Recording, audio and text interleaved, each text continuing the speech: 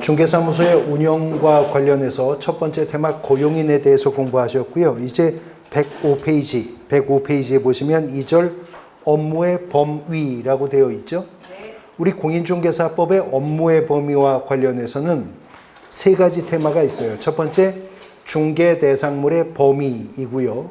두 번째는 업무의 지역적 범위, 그리고 세 번째는 개업공인중개사가 중개업 말고 뭘 더 할 수 있는가, 겸업 허용의 범위와 관련한 부분인데, 실제로 문제가 매년 출제되는 부분은 겸업의 허용 범위, 그 중에서도 법인인 개업공인중개사가 중개업 외에 뭘 더 할 수 있는가, 여기서 집중적으로 문제가 출제가 됩니다. 그 외의 부분은 간단하게 판서 없이 구두로 정리해 드릴 수 있는데, 페이지 넘어가 보시면 106페이지의 첫 번째 중개대상물의 범위라고 하는 거 있죠. 네, 중개대상물의 범위라고 하는 것은 개업공인중개사의 종별에 따라 중개할 수 있는 대상물의 범위가 달리 정해져 있는가 하는 건데, 결론부터 말씀드리면 그런 제한이 없습니다. 그래서 법인인 개업공인중개사든 공인중개사인 개업공인중개사든 부칙상의 개업공인중개사든 본법이 정한 중개대상물인 토지, 건축물 그 밖의 토지의 정착물, 임목공장재단, 광업재단 모두 다 제한 없이 중개할 수 있는 겁니다. 그 다음에 두 번째는 중하단부에 업무지역 범위라고 되어 있죠. 근데 우리 공인중개사법에서 업무지역 범위에 제한을 받는 자는 오직 부칙상의 개업공인중개사밖에 없습니다. 부칙상의 개업공인중개사 외에 법인이나 공인중개사인 개업공인중개사는 업무지역 범위 제한이 없기 때문에 중개사무소가 어디에 있든 대한민국 영토 내에 사건의 대상이 되는 토지, 건물, 임목공장재단, 광업재단 다 중개할 수 있어요.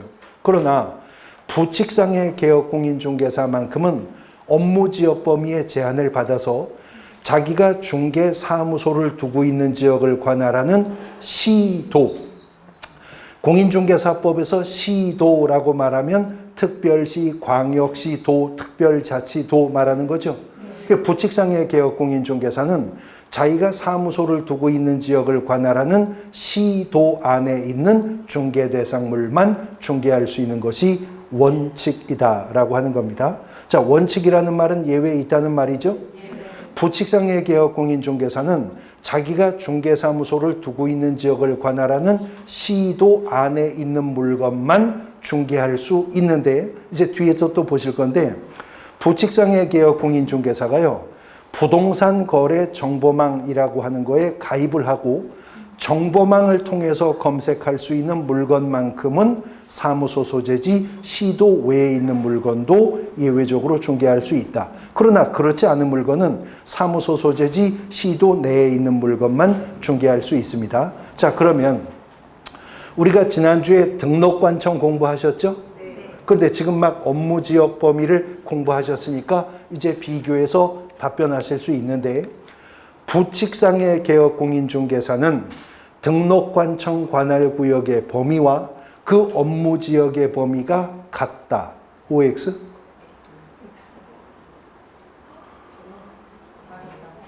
아니, 또 몰라도 저만 잘 보시면 맞춘다 그랬잖아요. 다시.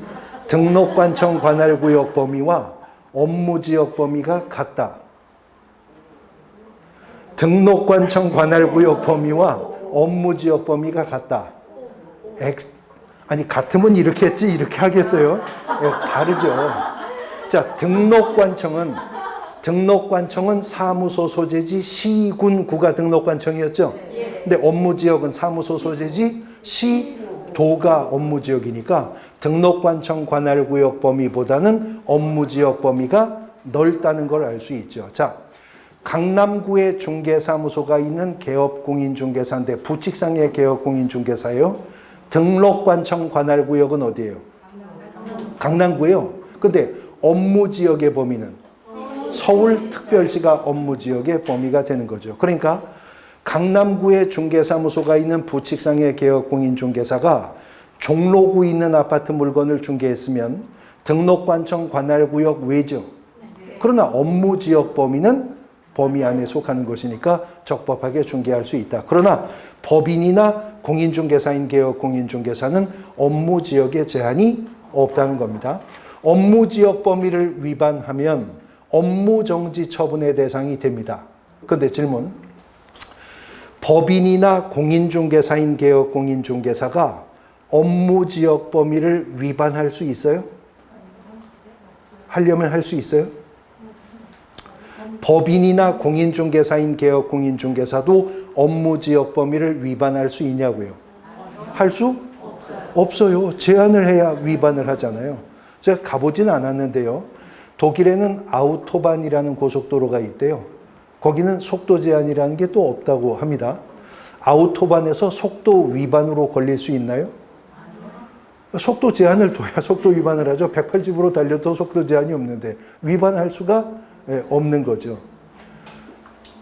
갑자기 생각나는 친구가 있는데 아까 제가 학교에서 조교할 때 얘기를 했는데 학부생인데요. 그 같은 학번 동기인데 거의 뭐 한 달 간격으로 이렇게 이제 논산훈련소에 입대를 했거든요. 예, 그런데 이제 뭐 거기서 만난 그 학번 동기 얘기를 나중에 이제 그 휴가 나와서 들었는데 그 한 놈이 이제 논산훈련소 훈련을 마치고 자대 배치를 받았는데 자대 배치 훈련소 마치기 전에 원래 캠퍼스 커플이었거든요. CC였는데 애인이 있었는데 훈련소도 안 마쳤는데 복학한 선배하고 이 여자애가 눈이 맞아갖고 둘이 붙어 돌아다니는 거예요. 그러니까 얘가 자대 배치를 받고도 상심을 해가지고 밥도 못 먹고 뭐 잠도 못 자고 시름시름 앓다가 어느 날 밤에 고참들 몰래 내무반을 빠져나온 거예요. 그래서 이제 무작정 서울 쪽을 향해서 뛴 거죠. 애인 만나갖고 한번 따져보겠다는 마음으로. 근데요, 얘가 그 대전 계룡대라는 부대에 배속됐는데 부대가 어마어마하게 넓답니다. 이 신병이 새벽에 내무반을 나와가지고 이제 서울 쪽이라고 생각하는 쪽으로 뛰어서 뭐 담도 터넘고 뭐 산도 몇 동 따넘고 뛰었는데 밤새 뛰었는데 아침에 연병장에서 뛰어다니는 놈을 헌병이 잡은 거예요.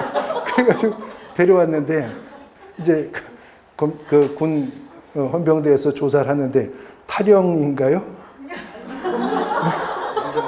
아니 부대를 넘어갔어요. 탈영 처리를 하지. 뭐 근무지 이탈은 했지만 부대는 못 넘어갔잖아요. 그래서 이 탈영이 안 돼가지고 뭐 그냥 그 당시 빠따만 맞고 말았다고 뭐 그런 얘기를 들은 적이 있는데 법인이나 공인중개사인 개업 공인중개사는요 업무 지역 범위를 위반해 보고 싶어도 할 수가 없어요. 대한민국 전체가 업무 지역이니까. 그러니까 어떤 특정한 개업 공인중개사가 업무 지역 범위 위반으로 업무 정지를 받았다. 그러면 그 자는 누구예요?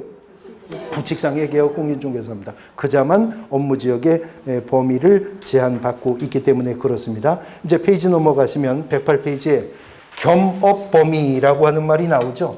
자, 겸업이라고 하는 것은 중개업 말고 뭐 더 할 수 있느냐 하는 얘기잖아요. 그런데 개업공인중개사의 겸업 허용의 문제는요. 개업공인중개사의 종별을 양분합니다. 법인인 개업공인중개사이었느냐 아니면 개인인 개업공인중개사이었느냐 하는 문제인데 개인인 개업공인중개사라고 한다면 둘 중에 한 명이겠죠. 공인중개사인 개업공인중개사 아니면 뭐예요? 부칙상의 개업공인중개사죠. 그런데 이 개인인 개업공인중개사들에게는요. 공인중개사법이 일체 겸업을 제한하는 규정을 두고 있질 않아요. 그러면 이자든 저자든 개인으로서 대한민국 국민으로서 헌법상 기본권 향유의 주체가 되죠. 헌법상 국민의 기본권 중에는요. 직업 선택의 자유라는 것도 있잖아요. 그러면 개설 등록을 해서 개업공인중개사가 됐다면 중개업을 적법하게 할 수 있게 된 거지. 그렇다고 중개업만 해야 되는 건 아니라는 거죠. 그래서 개인인 개업공인중개사들은 겸업이 허용이 되는 것이 원칙입니다. 중개업을 하면서 다른 업종의 업무도 겸하여 수행할 수 있는 것이 원칙인데 지금은 단순히 겸업행위 자체만 허용되는 게 아니고요. 예전의 구부동산 중개업법은 중개사무소의 전용 의무라는 게 있었다고요. 중개사무소는 오직 중개업을 하는 용도로만 써야 한다는 규정이 있었어요. 근데 이마저도 공인중개사법이 폐지해버렸기 때문에 개인인 개업 공인중개사들은 중개업을 영위하면서 다른 업무도 겸업할 수 있고 심지어는 중개사무소를 다른 용도로 겸용해 쓰면서의 겸업도 할 수가 있게 된다 하는 것이죠. 제가 노량진 지역에서 강의를 제일 오래 한 것 같은데 지금 거기서 부동산 중개업 하는 분 중에 한 분이 노량진 지역은 학원들이 밀집해 있잖아요.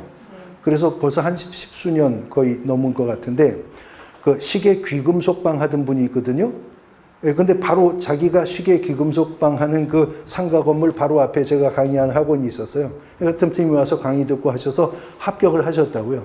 합격을 하시고 나서 다른 데 사무소를 구한 게 아니라 자기가 지금 시계 귀금속방 하는 그 공간을 내부 인테리어를 바꿔가지고 문 열고 들어가면 이쪽 벽에는 이제 지도 걸어놓고 뭐 등록증 이렇게 쭉 걸어놓고 응접 세트 만들어 놓고 이쪽으로는 진열장으로 시계 귀금속 이렇게 만들어 놓고 딱 중간에 앉아서 기다리고 계시다가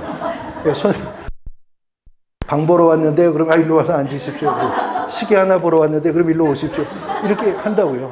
겸업이 허용되고 있기 때문에 사무소의 겸용도 가능하기 때문에 이렇게 사무소를 겸용하면서의 겸업도 허용되는 것이 원칙입니다. 근데 원칙이라는 말은 항상 예외가 있다는 거죠. 일단 중개업과 겸업을 하려면 물리적으로 겸업이 가능해야 되겠죠.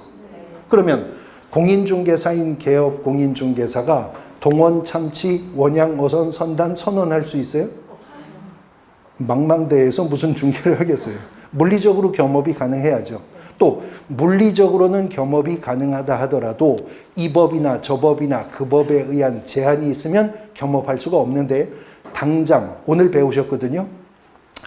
공인중개사인 개업 공인중개사가 중개업을 하면서 다른 개업 공인중개사 소속 공인중개사 할 수 있어요? 당장 우리 법이 이중소속 금지한다고 그랬잖아요. 부칙상의 개업 공인중개사가 중개업하면서 다른 중개법인에 임원할 수 있냐고요. 당장 공인중개사법이 이중소속 금지하니까 그런 건 겸업할 수 없죠. 그런데 이 법이 금지하지 않아도요. 공인중개사인 개업 공인중개사가 국가 공무원 할 수 있습니까?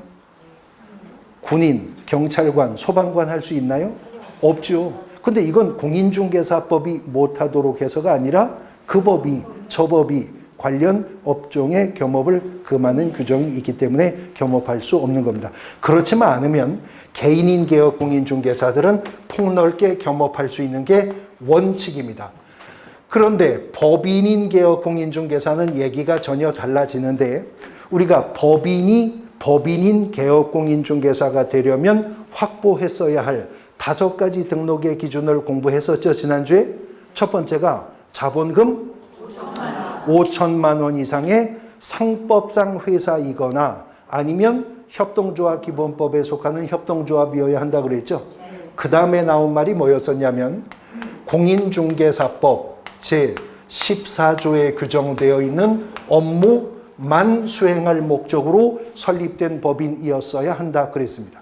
그러면 14조가 규정한 업무만 할 목적으로 설립되었어야만 등록이 가능하다면 등록을 했으면 14조가 할 수 있다고 하는 업무만 할 수 있겠죠. 그래서 공인중개사법 14조 1항은요. 14조 1항은 문장의 주어가 법인인 개업 공인중개사는 이렇게 나가고 있어요. 확인해 볼까요? 14조 1항 보십니다. 다시 한 페이지 앞으로 가셔서 2페이지 앞으로 가셔서 105페이지 105페이지 14조 1항 찾으셨죠? 자, 문장의 주어가 누구는? 네. 법인인 개업 공인중개사는 다른 법률에 규정된 것을 경우를 제외하고는 중개업 및, 자, 중개업 나오죠? 중개업 및 다음 각 호에 규정된 업무와 설정 밑에 보니까 다음 각 호가 몇 호까지 있어요? 5호까지 있죠. 예, 그 업무와 이 항에 규정된 업무 외에 다른 업무를 함께 할 수 없다. 자, 다른 업무는 함께 할 수 없다고 말하기 전에 14조 1항이 중개업을 할 수 있다고 했죠? 그 다음에 1항 각 호에 규정되어 있는 업무 할 수가 있다고 했죠? 그 다음에 2항에 규정된 업무, 그거 외에는 함께 다른 업무를 할 수가 없답니다. 자, 그러면 법인인 개업공인중개사가 할 수 있는 업무는 큰 틀에서 보면요, 중개업을 할 수가 있고 1항이 각 호로 규정하게 될 업무들을 할 수가 있고, 그리고 2항이 규정된 업무 할 수 있다는 거죠. 그 외에는 다른 업무 함께 할 수 없대죠. 자, 그럼 1항 각 호를 펼쳐보기 전에 2항은 누구에게 뭘 할 수 있다고 했길래 1항이 법인인 개업공인중개사도 할 수 있다고 했는지 2항부터 보실까요? 14조 2항입니다. 14조 2항, 개업공인중개사는 민사집행법에 의한 경매 및 국세징수법 그 밖의 법령에 의한 공매 대상 부동산에 대한 권리 분석 및 취득의 알선과 매수 신청 또는 입찰 신청의 대리를 할 수 있다. 지금 14조 2항을 보니까 민사집행법상의 경매나 국세징수법 등의 공매와 관련해서 권리 분석, 취득의 알선, 매수 신청 및 입찰 신청을 뭐 하는 거? 네, 대리를 하는 업무를 할 수가 있답니다. 질문합니다. 누가 경공매 권리 분석, 취득의 알선, 매수 신청, 입찰 신청, 대리를 할 수가 있대요? 누가? 예. 개업공인중개사가 그렇게 나갔어요. 똑같은 14조인데요. 14조 1항은 아까 문장의 주어가 뭐였어요? 법인인 개업공인중개사는 그랬잖아요. 근데 2항에 가면 대상을 다시 넓혀서 개업공인중개사가 경공매 관련 업무 할 수 있답니다. 그러면 14조 2항 규정만 놓고 보면 법인인 개업공인중개사는 물론이고 개인인 개업공인중개사들도 경공매 관련 업무 할 수 있다는 말이죠. 근데요, 공인중개사법 부칙에 보면요, 부칙상의 개업공인중개사는 14조 2항의 규정에 불구하고 동항의 업무를 함께 할 수 없다는 규정이 부칙에 따로 있는 거예요. 그러니까 부칙상의 개업공인중개사는 부칙의 제한 규정이 있어서 경공매 관련 업무를 할 수가 없는 겁니다. 그러나 법인인 개업공인중개사가 아니라 하더라도 공인중개사인 개업공인중개사도 경공매 관련 업무는 할 수 있다는 겁니다. 근데 14조 2항이 이렇게 할 수 있다고 했거든요. 근데 14조 3항에 가서 조건을 내세웁니다. 이제 이어지는 14조 3항을 보시면 105페이지 맨 아래줄입니다. 개업공인중개사가 2항의 규정에 따라 민사집행법에 의한 경매 대상 부동산의 매수 신청 또는 입찰 신청을 대리하고자 하는 때에는 대법원 규칙이 정하는 요건을 갖추어 법원에 등록을 하고 그 감독을 받아야 한다. 할 수 있는데 대법원 규칙이 정하는 요건을 갖추어 법원에 등록을 하고 그 감독을 받아야 할 수가 있답니다. 그런데 여기서 14조 2항과 3항의 관계를 유의하셔야 됩니다. 그러면 법인이나 공인중개사인 개업공인중개사가요, 경공매 권리 분석이나 취득의 알선을 하려면 대법원 규칙상에 등록해야 돼요? 네? 해야 돼요? 안 해도 됩니다. 지금 13조 3항이요. 14조 3항이 2항이 말하는 모든 업무는 대법원 규칙상 등록해야 된다고 말하지 않았어요. 지금 2항은 권리 분석, 취득의 알선, 매수 신청, 입찰 신청 대리할 수 있다고 그랬죠. 근데 3항을 다시 보세요. 3항을 다시 보시면 개업공인중개사가 2항의 규정에 따라 민사집행법에 의한 경매 대상 부동산의 매수 신청 또는 입찰 신청을 뭐 할 때? 대리하고자 할 때. 그러니까 14조 2항이 할 수 있다고 한 업무 중에서 민사집행법상의 법원 부동산 경매요. 법원 부동산 경매 대리를 할 때는 대법원 규칙상 등록을 해야 된다. 그러면 단순한 경공매 권리 분석이나 취득의 알선은 대법원 규칙상 등록 안 해도 법인이나 공인중개사인 개업공인중개사이기만 하면 그냥 할 수 있다는 거죠. 그러면 개업공인중개사가 공매 대리를 하려면 대법원 규칙상 등록해야 돼요?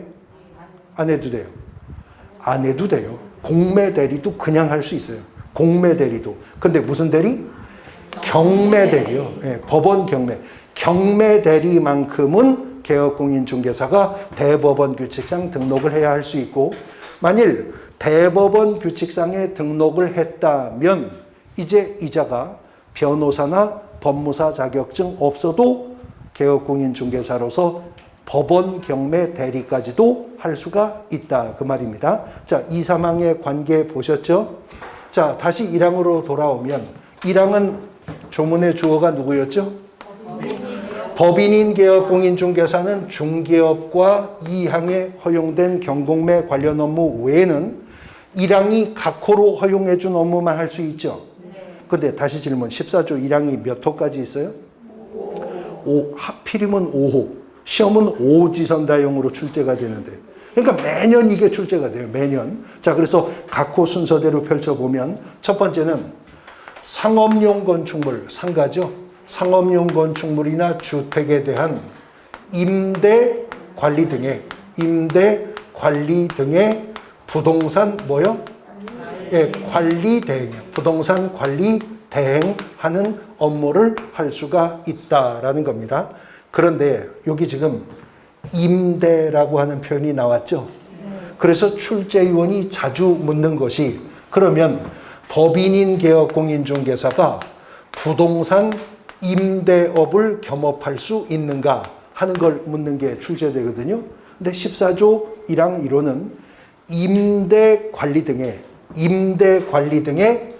관리 대행을 할 수 있다고 했지, 부동산 임대업 자체를 법인인 개업공인중개사에게 허용해 주지는 않고 있는 겁니다. 그래서 법인인 개업공인중개사는 임대업은 할 수 없고요. 임대 관리 등의 뭐요? 부동산 관리 대행을 할 수가 있는 겁니다. 자, 그러면 개인인 개업공인중개사들도 부동산 관리 대행업 할 수 있어요? 할 수 있죠. 왜요? 겸업이 허용되니까요. 법인인 개업공인중개사도 부동산 관리 대행 할 수 있어요? 할 수 있죠. 그러면 답하실 수 있네요. 모든 종별의 개업공인중개사들은 부동산 관리 대행업을 할 수 있다. OX? 모든 종별의 개업공인중개사들이 부동산 관리 대행 할 수 있다. 오죠. 네, 다 할 수 있습니다. 다 할 수 있는데요. 왜 할 수 있는지가 달라요. 개인인 개업공인중개사들 부동산 관리 대행 할 수 있죠. 왜 할 수 있어요? 하지 말라고 한 적이 없으니까 할 수 있는 거예요. 원래 겸업이 허용되니까. 그런데 법인인 개업공인중개사도 부동산 관리 대행 할 수 있죠. 왜 할 수 있죠? 14조가 할 수 있다고 했으니까 할 수 있는 겁니다. 14조가 할 수 있다고 했으니까 할 수 있는 거예요. 그러니까 겸업의 문제는 완전히 다른 길 가는 거예요. 개인인 개업공인중개사는 하지 말라고 한 게 아니면 다 할 수 있다로 가는 거고요. 법인인 개업공인중개사는 14조가 할 수 있다고 한 게 아니면 다 할 수 없다로 갑니다. 그러니까 겸업은 개인은 겸업 허용 원칙, 법인은 겸업 금지가 원칙인데 이제 14조가 할 수 있다고 한 것만 할 수가 있다라고 하는 거죠. 그 다음에 두 번째 보시면 부동산의 이용, 개발 및 거래에 관해 뭐 할 수 있다? 예, 상담을 할 수가 있다. 우리가 상담을 업으로 하는 걸 컨설팅 한다고 하죠. 그래서 법인인 개업공인중개사가 컨설팅 할 수 있는데 지금 14조 1항이 법인에게 허용하고 있는 컨설팅은요. 그 물적 범위를 제한합니다. 무슨 컨설팅 할 수 있다고? 부동산 이용 개발 및 거래에 관해서 컨설팅 할 수가 있다는 겁니다. 부동산 컨설팅 할 수가 있다는 겁니다. 그럼 다시 질문. 개인인 개업공인중개사도 부동산 컨설팅 할 수 있어요? 왜 할 수 있죠? 하지 말라고 한 적 없으니까 할 수 있어요. 겸업이 허용되는 자들이니까요. 그런데 공인중개사인 개업공인중개사가요, 중개사무소에서 부동산이 아닌 주식 투자 상담, 비트코인 투자 상담 해도 돼요? 해도 돼요. 원래 겸업이 허용되니까. 부칙상의 개업공인중개사가 중개사무소에서 부동산 컨설팅이 아니라 인생 고민 상담 해도 돼요? 진학 진로 상담, 가정폭력 상담, 이혼 상담 다 해도 돼요. 원래 겸업이 허용되니까. 그러나 법인인 개업공인중개사가 진학 진로 상담, 취업 상담, 인생 고민 상담, 이혼 상담 이런 건 못합니다. 법인인 개업공인중개사가 할 수 있는 컨설팅은 부동산 컨설팅만, 토지나 건축물의 최유효 이용 방안, 개발 방안, 신축 방안, 리모델링 방안 등을 전문적 식견에서 조언하는 부동산 컨설팅만 할 수가 있습니다. 그러면 질문. 법인인 개업공인중개사는 중개업에 부수하여 부동산 컨설팅도 할 수 있다. OX? O, 할 수 있다잖아요. 근데 기출문제가 또 이런 문제가 출제되었어요. 부동산 컨설팅 업체는 컨설팅 업무에 부수하여 중개업을 할 수 있다. OX? X입니다.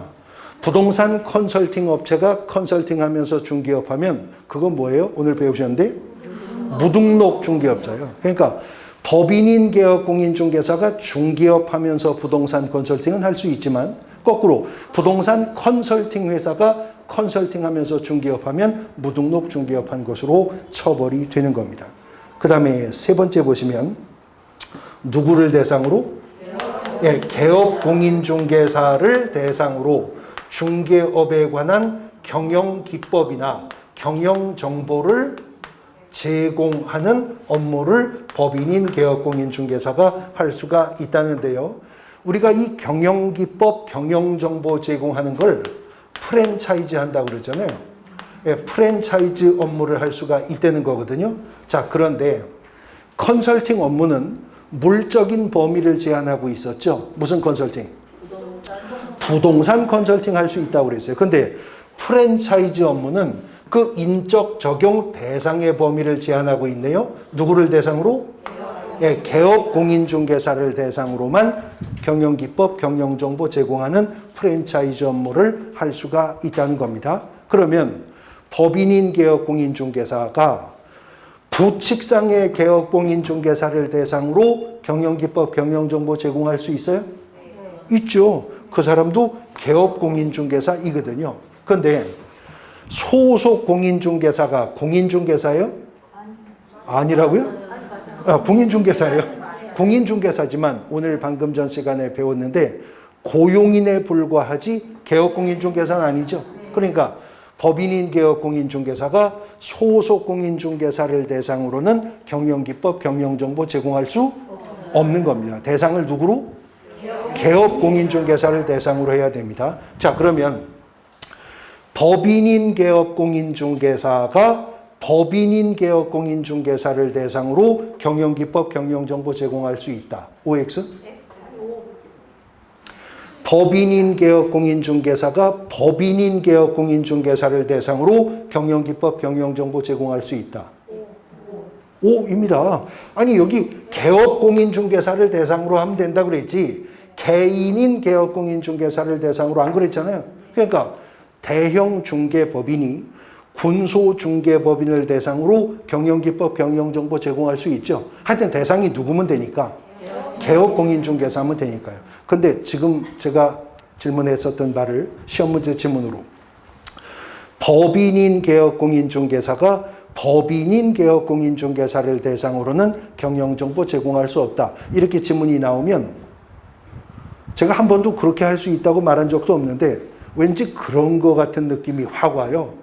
그냥 혼자서 그렇지 포가 포를 먹냐 뭐 이러면서 아닙니다. 대상이 개업공인중개사면 개인이든 법인이든 상관없습니다. 어쨌든 대상은 누구여야 돼요? 개업공인중개사를 대상으로 해야 돼요. 근데 기출문제 지문인데 이렇게 문제가 출제가 되었었어요. 법인인 개업공인중개사는 공인중개사를 대상으로 중개업의 창업과 관련한 경영정보 제공할 수 있다. 기출문제 지문입니다. OX? X죠. X죠. 공인중개사라 하더라도 개업공인중개사가 아니면 그 자를 대상으로는 경영정보 제공할 수 없죠. 근데 출제자가 아주 얕게 출제했어요. 그냥 공인중개사를 대상으로 이렇게 출제했다면 또 수험생 중에 누가 아니 그 공인중개사가 등록을 했을지도 모르지 않느냐 이렇게 이의신청할 것 같으니까 공인중개사를 대상으로 중기업의 창업과 관련한 그럼 아직 등록 안 한 자라는 게 확실해졌죠. 그러면 공인중개사에도 그 자를 대상으로는 경영기법, 경영정보 제공할 수가 없는 겁니다. 그 다음 네 번째 4호 보시면 상업용 건축물, 상가요. 상업용 건축물이나 주택에 대해서 뭐 할 수 있다고요? 예, 분양 대행을 하는 업무를 할 수가 있답니다. 분양 대행을 할 수 있는데 지금 분양 대행은요. 분양 대행은 무엇에 분양 대행을 할 수 있다고?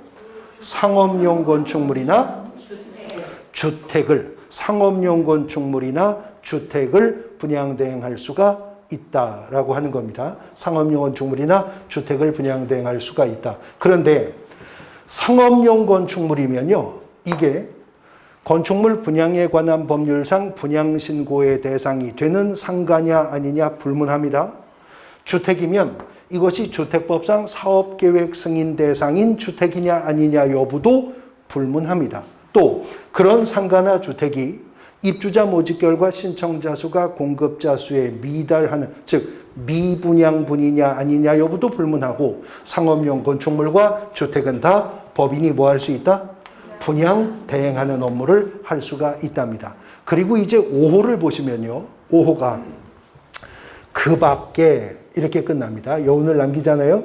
그 밖에 중기업에 부수되는 업무로서 대통령령으로 정하는 업무 이렇게 끝나요. 자, 그러면 지금 법 14조 1항 5호는 이렇게 말하는 거죠. 나머지는 시행령한테 위임해 줄 거니까 시행령이 더 추가적으로 할 수 있는 업무를 정해라 이 말이죠. 그런데요.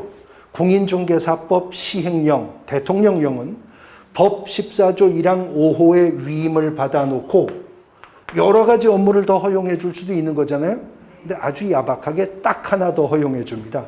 14조 1항 5호에서 말하는 업무란 의뢰인의 의뢰에 따르는 주거 이전의 부수가 되는 용역의 알선을 말한다. 끝. 더 없음. 이렇게 끝나버려요. 그러니까 이거 하나 더 할 수 있어서 5가지 업무가 되는 거죠. 자, 그런데 시행령에 따르면 주거 이전의 부수가 되는 용역을 알선할 수 있다 그랬는데 쉽게 말하면 주거 이전이 뭐예요? 이사잖아요. 이사. 그럼 주거 이전에 부수되는 용역이라고 하면 일단은 익스프레스, 이삿짐 센터.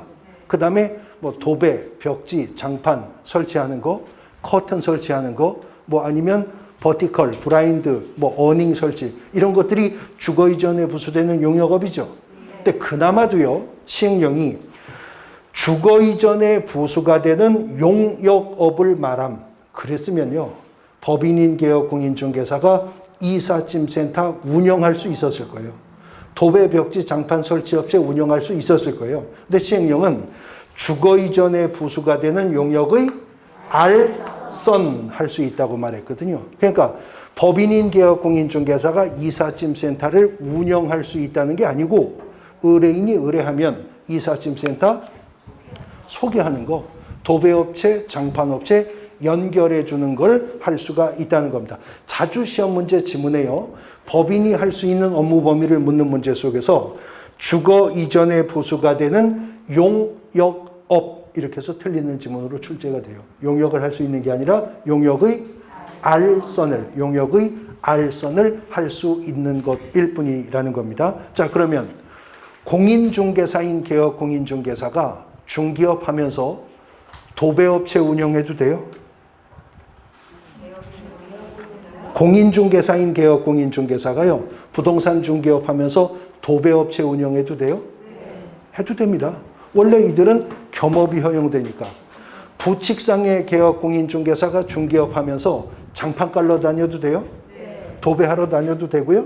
개인은 겸업이 허용되니까. 그러나 법인은 용역을 알선할 수 있을 뿐이지 용역 업무 자체는 허용되는 것이 아니다라고 하는 겁니다. 자, 그러니까 시험 문제는요, 그냥 일반적인 단독 문제가 출제될 때는 다음 중 법인인 개업 공인중개사가 할 수 있는 업무들이다. 아닌 것은, 그리고 이 지문화된 상태에서 하나 슬쩍 바꾸어 틀린 지문 나올 수 있죠.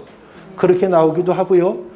요 단어는 박스 형태형 문제도 자주 나와요. 그러니까 박스 안에다가 기역, 리은, 디귿, 리을, 미음, 비읍 이렇게 집어넣고 나서 다음 중 법인인 개업공인중개사가 할 수 있는 업무로만 옳게 짝지워진 지문은, 이렇게도 문제가 출제가 되기 때문에 요 5가지 업무 반드시 묶어 암기해 두셔야 되는데, 문제는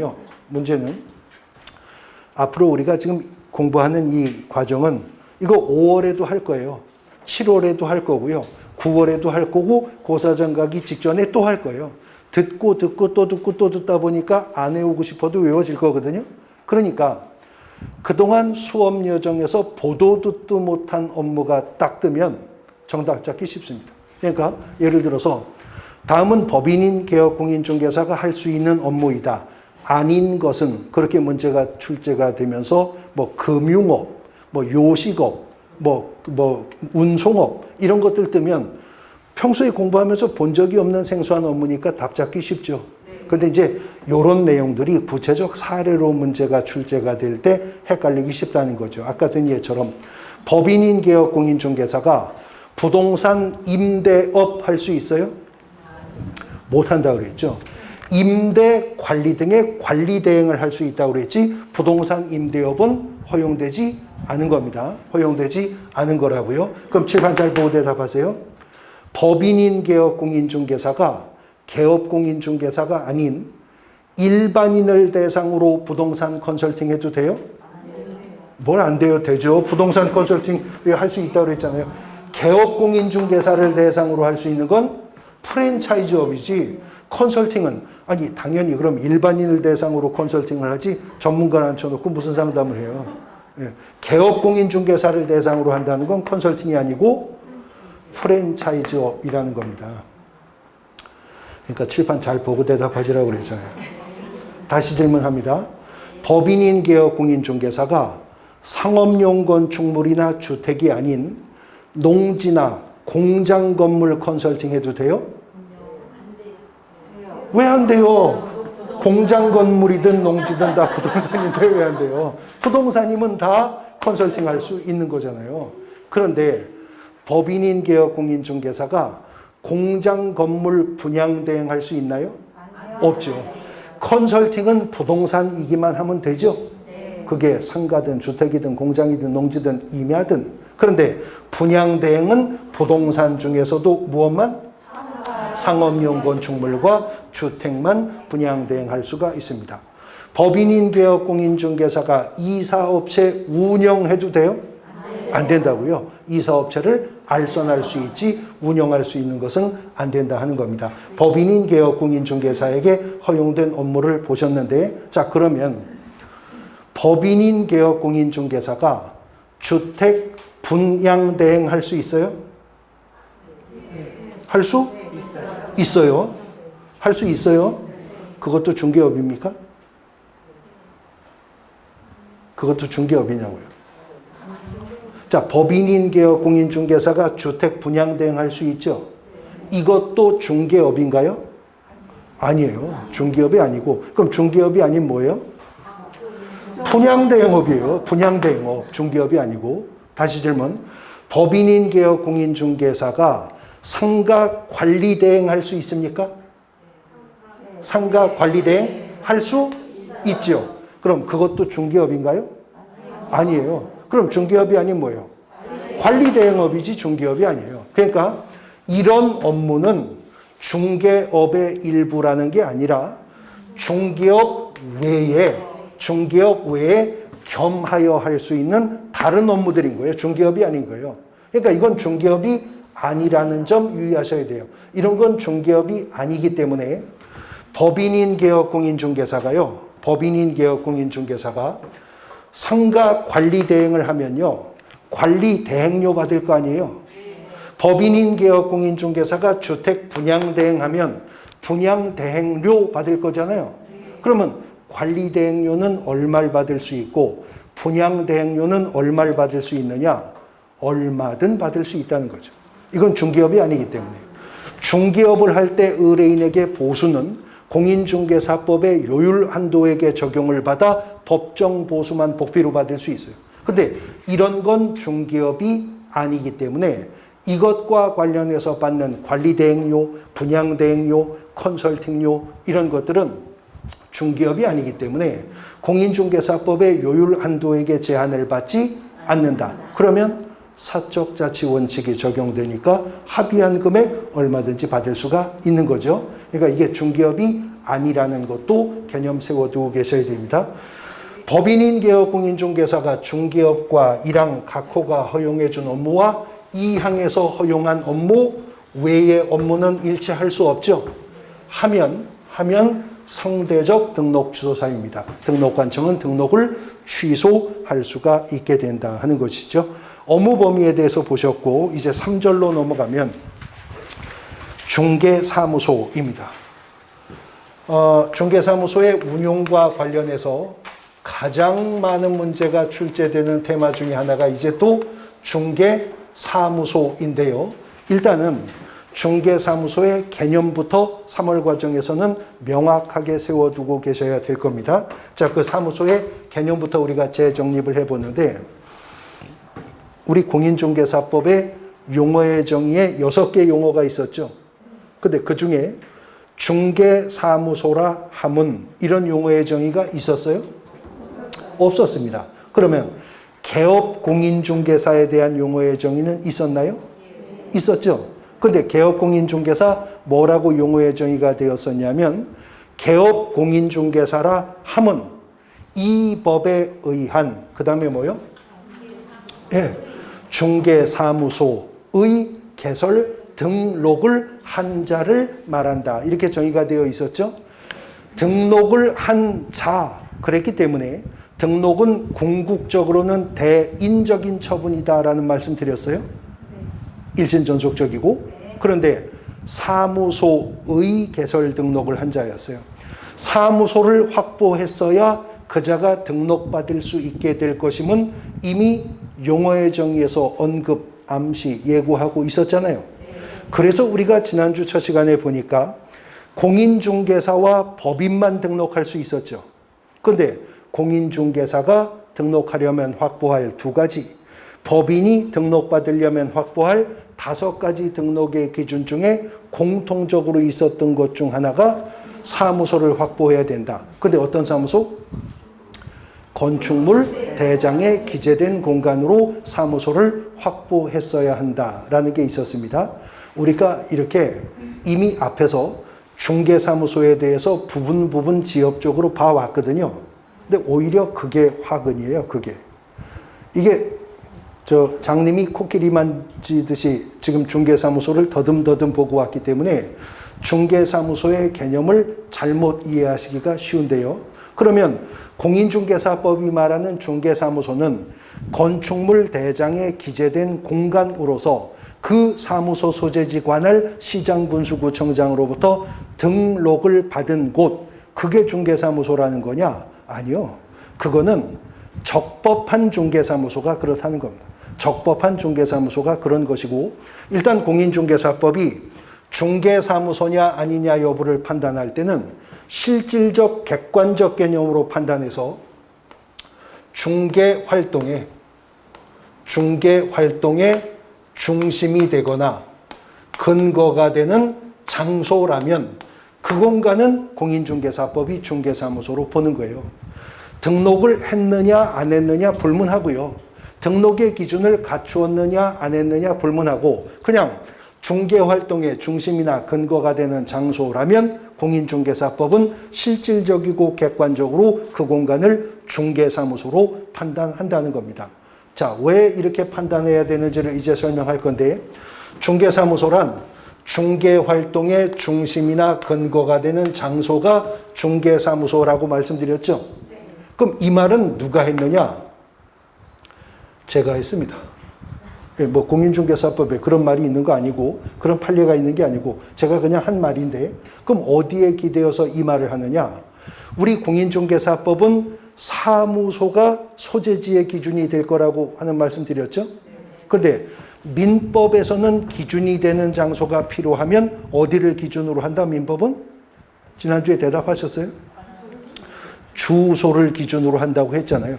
주소를. 그러면 민법이 말하는 주소라는 건 어디입니까? 민법에서 말하는 주소란 주민등록제요? 본적제요? 그럼 민법이 말하는 주소라는 게 어디예요? 아, 몰라요? 네, 그건 가르쳐 드릴게요. 네, 민법은요, 생활의 중심이나 근거가 되는 장소를 주소라고 한다는 겁니다. 그러니까 쉽게 말해서 지금 사는 데가 주소인 거예요. 민법에서 말하는 주소는 실제로 지금 사는 데가 주소인 거거든요. 그렇듯이 공인중개사법도 중개활동의 중심이나 근거가 되는 장소는 이거는 중개사무소가 된다는 겁니다. 자, 왜 그렇게 봐야 되냐면 등록이 중개업을 하기 위한 적법 요건이기 때문에 무등록 중개업자와 거짓 그 밖에 부정한 방법으로 등록한 자는 이 법이 규정한 가장 무거운 형벌의 대상이 된다고 했어요. 어떻게? 3년 이하의 징역 또는 3천만 원 이하의 벌금. 오늘 첫 시간 본 얘기예요. 근데 등록은 또 중개업을 하기 위한 적법 요건일 뿐만 아니라 일신전속적 성격을 가지고 있기 때문에 등록증 양도되어 하는 행위를 금지한다고 그랬죠. 그래서 등록증 양도되어는 걸리면 한 자도 받은 자도 다 어떻게 한다? 예, 1년 이하의 징역 또는 1천만 원 이하의 벌금형으로 처벌할 거라고 했는데 이런 등록증 양도되어가 편법적으로 위반될 수 있어 공인중개사법 12조가 첫 시간에 배우셨어요? 1항에서 이중 등록을 금지했고 그 편법적 위반을 막으려고 2항에서 이중 소속을 하는 행위를 금지했었던 거죠. 그런데 입법자가 보니까 이런 이중 등록이나 이중 소속이 편법적 형태로 위반될 여지가 다분히 있으니까 바로 이 여지는 법 13조에서요. 13조에서 이중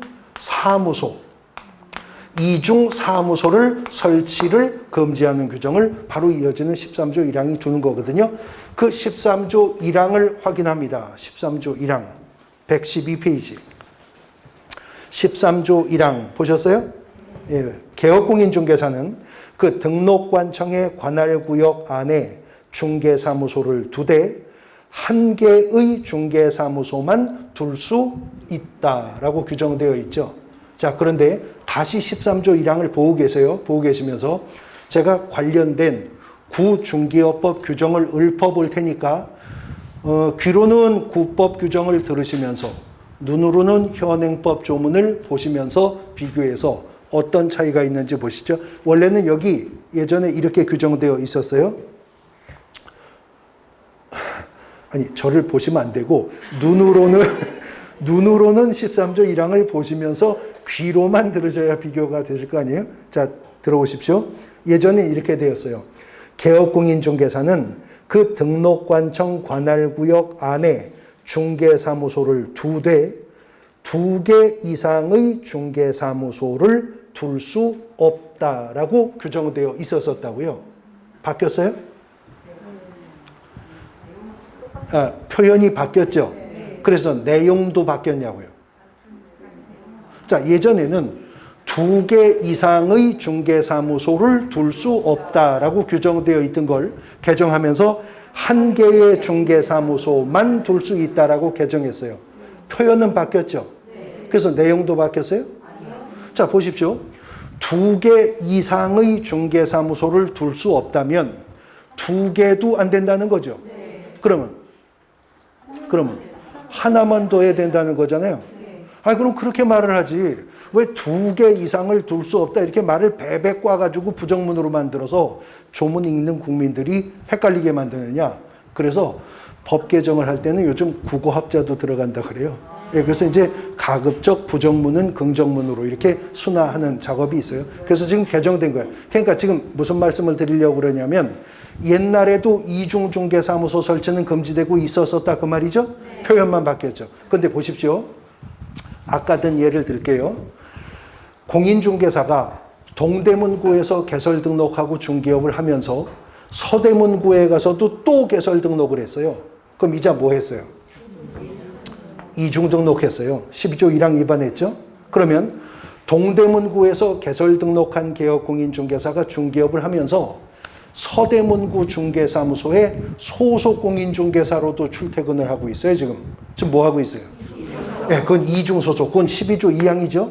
2항 위반이죠? 자, 근데 이번에는 동대문구에서 중개사무소 개설 등록하고 중개업을 하고 있는 자가 서대문구에 상가 건물을 하나 얻어놓고 간판 달고 서대문구청장에게 이런 방구 말도 없이 거기서도 중개업을 지금 하고 있어요. 그럼 이 사람 무등록 중개업자요? 아니 동대문구에서 개설 등록했다고 그랬잖아요. 등록했어요. 동대문구에서. 무등록 개업공인중개사 아니죠? 그러면 이중 등록했어요? 아니요. 등록 동대문구에서만 했어요. 그럼 어디 이중 소속이 되어 있어요? 그렇지도 않죠. 근데 아까 이중 등록한 놈이 그 위반으로 누리는 똑같은 효과를 누리고 있죠. 그럼 이거는 이중 등록했다라고는 잡을 수가 없으니까 이중 사무소 설치한 걸로 잡아야죠. 그죠?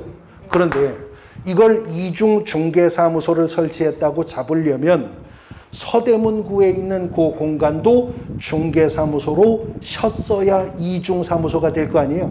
그러면 중개사무소냐 아니냐를 판단할 때는 등록을 했느냐 안 했느냐는 불문해야 되겠네요. 그렇죠? 근데 만일 공인중개사법이 건축물 대장에 기재된 공간만, 다시 말해 등록의 기준을 확보한 곳만 중개사무소로 판단한다면 동대문구에서 개설 등록을 했다면 동대문구 사무소는 건축물 대장에 기재된 공간이니까 동대문구청장이 등록 통지해 줬겠죠. 근데 동대문구에서 그렇게 중개사무소 개설 등록한 개업공인중개사가요, 서대문구에서는 전에 해병전후회 사무실로 쓰던 컨테이너 박스 그거 하나 얻어놓고 거기다가 간판 달고 중개업을 하고 있다. 그러면 그거는 서대문구청장에게 등록도 안 했지만 건축물 대장도 없는 공간이죠. 그래도 중개활동의 중심이나 근거가 되는 장소니까 그것도 중개사무소로 세는 거예요. 그래서 이중 중개사무소 설치 13조 1항 위반으로 처벌을 할 수가 있게 된다는 거죠. 그런데 전에는 13조 1항만 있었어요. 13조 1항만 있었다고요. 그러다가 보니까 또 어떤 편법이 제기가 되냐면, 자, 이번에는 공인중개사인 개업공인중개사 A씨입니다. 이 A씨는요, 서울시 강남구에서 중개사무소 개설 등록을 하고 중개업을 영위하고 있는 분이에요. 서울시 강남구에서 등록을 했는데 경기도 성남시 판교 지구에 있는 물건 중개할 수 있어요? 오늘 배우셨는데? 중개할 수 있죠. 왜냐하면 부칙상의 개업공인중개사가 아니니까 업무 지역에 제한이 없어서 사무소가 서울에 있어도 판교에 있는 물건 중개할 수 있죠. 그런데 만일 강남구에서 개설 등록한 A씨가 성남시 중원구청장한테 가서 또 등록을 받으면 뭐가 돼요? 이중 등록? 아니면 강남구에서 개설 등록한 A씨가 성남시 분당구에 있는 중개사무소 소속 공인중개사로 근무하면 뭐가 돼요? 이중소속. 그러면 강남구에서 개설 등록한 이 개업공인중개사가요, 성남시 판교지구에 상가 건물 하나 얻어놓고 여기서 간판 달고 중개업을 한다. 그럼 뭐죠? 이중사무소 설치로 잡을 수 있죠. 자, 근데 이 A씨가 성남시 판교지구 모델하우스 청약장 앞마당에다가요, 바람이 불면 펄렁펄렁하는 그 캠핑장의 타프 있잖아요. 천막. 이거 하나 펼쳐놓고 이 그늘 아래 앉아서 의뢰인 모집 활동을 하고 있어요. 아니면 이거보다 더 간소화된 비치 파라솔 있잖아요. 네, 비치 파라솔을 하나 펴놓고 여기 앉아서 의뢰인 모집 활동을 하다가 단속반 온다 그러면 탁 접어가지고 휙 던져버리고 그냥 가요. 아니면 강남에서 이 판교지구 올 때 이런 걸 하나 타고 왔거든요. 이런 걸 하나 타고 와서 뒤에 이렇게 응접 세트 만들어 놓고 이렇게 사다리 만들어 놓고 여기 앉아서 의뢰인 모집 활동하다가 단속반 온다 그러면 시동 걸어서 강남을 또 그냥 가요. 자, 그러면 아무리 법을 확장 해석해도 아니 바람 불면 펄렁펄렁하는 천막 하나인데 큰 우산 하나 갖다가 펼쳤는데 이걸 중개사무소라고 말하기는 어렵잖아요. 근데 이렇게 나와 있는 분들을 법률 용어는 아니지만 우리가 뭐라 그래요? 떴다방이라고 그러죠. 이런 떴다방을 잡으려면 13조 1항만 가지고는 안 되겠다. 그래서 이제 2항을 신설하게 됩니다. 2항을 보시죠. 13조 2항. 13조 2항. 개업공인중개사는 천막 그 밖에 이동 용이한 임시중개시설물을 설치하여서는 아니 된다는 거죠. 임시중개시설물 설치도 금지하는 규정을 두었는데 결국은요. 13조의 이중사무소나 임시중개시설물 설치는 12조의 이중등록이나 이중소속을 편법적으로 위반하는 거에 다를 게 없죠. 그래서 공인중개사법은 12조 위반이든 13조 위반이든 행정형벌은 다 1년 이하의 징역 또는 1,000만 원 이하의 벌금형으로 처벌을 하겠다라고 하는 것입니다. 자, 그러면 공인중개사법상 행정형벌이 3년 3천 아니면 1년 1천인데 등록의 적법 요건성을 전면적으로 위반하는 무등록 중개업자와 부정등록한 자는 3년 3천 같죠. 그 다음에 이제 등록의 일신전속적 성격을 위반하는 것들인데 일신전속적 성격을 위반하다 보니 하는 짓이 공통점이 따블 칩니다. 일신전속적인 성격을 위반하다 보니 그러니까 등록증 양도되어 한 놈 받은 놈, 이중 등록, 이중 소속, 이중 사무소, 임시중개설물의 추가 설치 따블 치는 거잖아요. 이런 위반은 일신전속적 성격을 위반했다가 걸렸으니까 1년 이하의 징역 또는 1천만 원 이하의 벌금형으로 처벌하겠다. 그래서 그렇게 처벌하는 거 아니에요. 그냥 그렇게 외우자는 거지 우리가. 그래서 일신전속적 성격 위반은 행위가 따블 치는 것들이고 이것들은 다 1년 이하의 징역 또는 1천만 원 이하의 벌금형에 속한다. 이렇게 부분에서 제재를 암기하면서 가셔야 됩니다. 그게 누적되어서 나중에 행정처분 벌칙 사유가 모아지니까요. 그런데 아까 보셨는데 등록증 양도되어 한 자와 받은 자 다 1년 1천이죠. 그런데 등록증 양도되어를 한 자는 정체가 뭐예요? 정체가 절대적 등록 취소 사유. 개업공인중개사잖아요. 등록증을 빌려줬으니까. 그러니까 절대적 등록 취소 사유가 된다고 했었죠. 그런데 등록증 양도되어 받은 자는 개업공인중개사가 아니니까 빌렸었잖아요. 그러니까 행정처분이 없다고 했어요. 이중 등록한 거 행정처분 아까 보셨는데 절대적 등록 취소 사유. 개업공인중개사가 이중 소속하는 것도 절대적 등록 취소 사유입니다. 근데 입법자가 보니까 12조 위반이든 13조 위반이든 행정형벌이 같아요? 같아요. 다 1년 이하의 징역 또는 1,000만 원 이하의 벌금. 근데 1년 이하의 징역이면 많게는 1년부터 적게는 1월까지 선고할 수도 있죠. 1,000만 원 이하의 벌금형이면 1,000만 원 선고할 수 있고 100만 원 선고할 수도 있죠. 그건 누가 정해요? 판사가 재판심리 과정에서 위법성 등을 판단해 그 범위 안에서 수행할 수 있는 거잖아요. 그런데 입법자가 보니까 이중 등록이나 이중 소속 위반 행위는요. 적발이 되면요. 위반과 불위반이 명백합니다. 그러니까 이거나 저거는요. 위반했거나 안 했거나의 문제일 뿐이에요. 그런데 입법자가 보니까 이중 사무소 설치나 임시중개시설물 설치는 그 위반 행위를 적발한다 하더라도 위반 행위별 건별로 위반의 동기나 양태나 의도나 횟수가 천차만별일 것이라는 것이죠.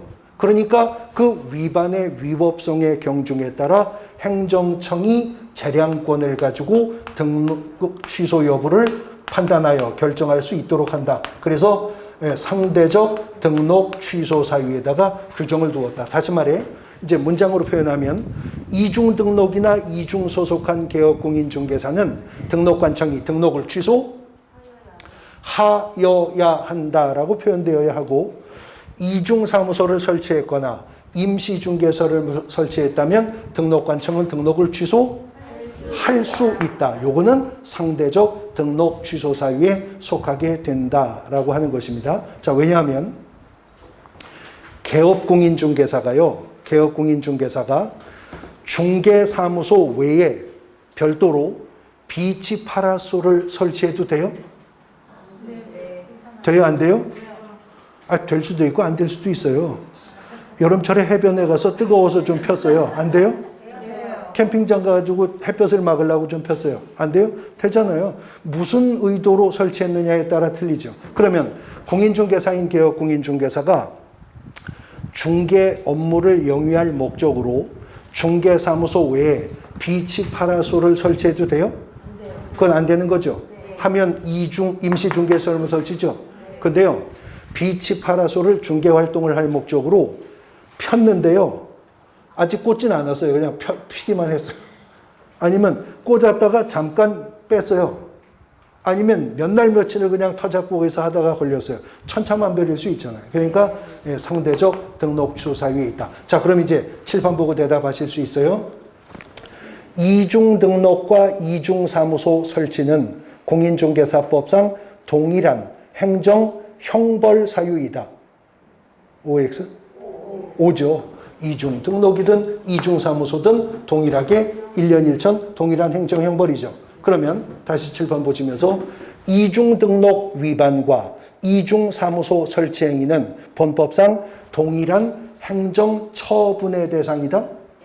X네요. 이중 등록은 절대적 등록 취소 사유, 이중 사무소는 상대적 등록 취소 사유입니다. 한 번만 더 대답해 보세요. 이중 사무소 설치와 임시중개설물 설치는 본법상 동일한 행정 형벌과 동일한 행정 처분의 대상이 된다. OX? 그렇죠. 13조 위반은 이거든 저거든 1년 1천 이거든 저거든 상대적 등록 취소 사유로 묶어두고 있다는 겁니다. 그러면 개업공인중개사가요, 중개사무소 외에 아까 사례 들었어요. 해병 전후의 사무실로 쓰던 컨테이너 박스를 개조해서 거기도 간판 달고 중개업을 하고 있어요. 즉 뭐 하고 있죠? 이중 사무소 설치한 거죠. 그러면 공인중개사인 개업공인중개사가 중개사무소 외에 비치 파라솔을 하나 모델하우스 청약장에 펼쳐놓고 거기서 중개업하고 있어요. 이건 뭐예요? 임시중개설물 설치죠. 자, 근데 이번에는 공인중개사인 개업공인중개사가 중개사무소 외에 별도의 공간을 확보해 그 시설물에서 중개활동을 하고 있는데, 지금 이 공간은요, 시중에 판매되는 일반 천막보다는 훨씬 견고하고 튼튼한 구조물이에요. 그러나 컨테이너 박스 구조물보다는 훨씬 엉성한 구조물이에요. 거기 들어앉아서 중개활동을 하고 있어요. 지금 이중 사무소 설치했어요? 임시중개설물 설치했어요? 임시중개설물이라고요? 일반 시중에서 파는 천막보다 훨씬 견고하고 튼튼한 구조물인데요. 네? 건축물 대장 없어도 컨테이너 박스는 사무소로 봤었잖아요. 이게 좀 애매할 수 있잖아요. 근데 애매할 필요가 없어요. 왜요?